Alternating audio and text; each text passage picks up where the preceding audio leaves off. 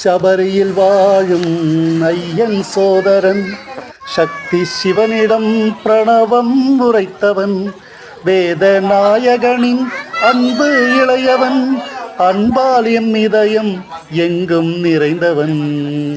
தவம் இருந்தாலும் கிடைக்காத நிம்மதி, அதை தருவதுதான் முருகா உன் சன்னதி.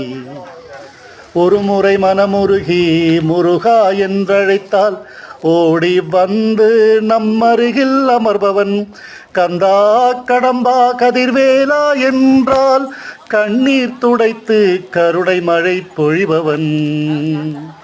தவம் இருந்தாலும் கிடைக்காத நிம்மதி, அதை தருவதுதான் முருகா உன் சன்னதி. அதை தருவதுதான் மருதமலை சன்னதி. அதை தருவதுதான் முருகா உன் சன்னதி.